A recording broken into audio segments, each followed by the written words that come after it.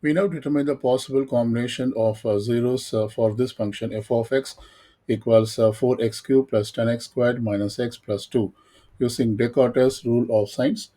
So we are going to check the conditions for Descartes' rule of sign. That is, the condition says that the coefficients of the variables should be real numbers. So here we have the coefficient of x cubed is 4, which is real. Coefficient of x squared is 10, which is also real, and coefficient of x is negative 1, which is also real. So it meets the condition, and also this constant has to be a non-zero one. So with 2 is a non-zero constant, so it also meets that condition, which means we can apply the Descartes rule of sign. So let's go ahead and determine the sign change for this f of x. So starting off with the 4, it changes to positive 10, which is positive to positive, so no sign change.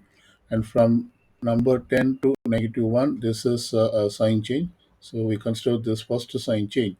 And then from negative 1 to positive 2, we have another sign change. So there are about two sign changes.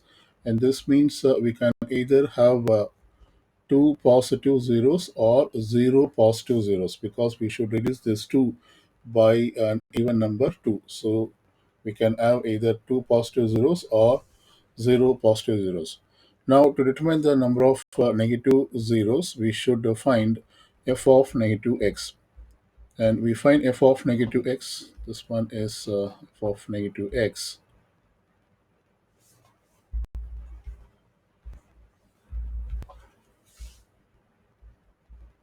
We should replace x in f of x by negative x. Otherwise, we just have to change the sign of the odd powers of x to negative, and keep the sign of the even powers of x to the same sign. So which means we have to change the sign of this x cube, and change the sign of this x. This one is x power 1, which is also odd power. So this becomes negative 4x cube. We then put a 10x squared, because it is x squared, which is an even power. So we put it same. And then this negative x will become positive x. We also put positive 2. Now let's determine the sign change for f of negative x. Starting off from negative 4 to positive 10, we have one sign change. And positive 10 to 1, no sign change. And positive to positive, there is no sign change. It's not, we don't have any sign change.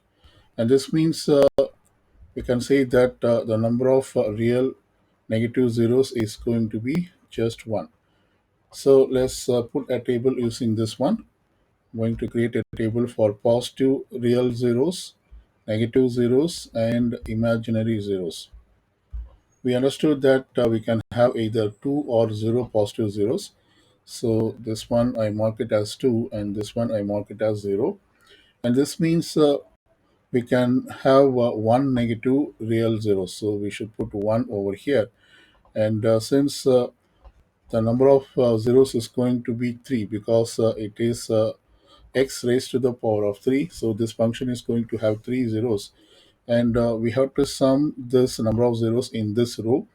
This means 2 plus 1 equals 3. So this one is already 3, which means that there are no imaginary zeros for this combination.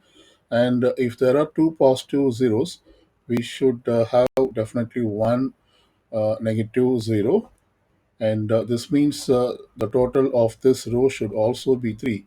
And so we should definitely have two imaginary zeros, so that every time the total here is this one is 3 zeros, because 2 plus 1 plus 0 is 3, and here also the total number of zeros is 3. And so this one, we have prepared this as a table.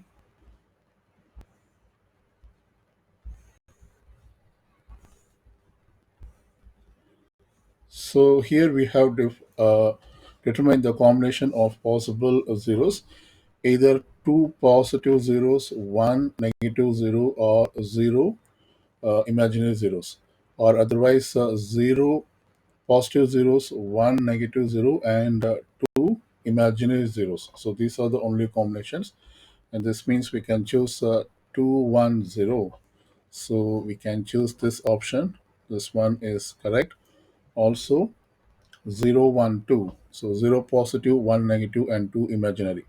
So these are the only possible combinations of zeros for this function f of x.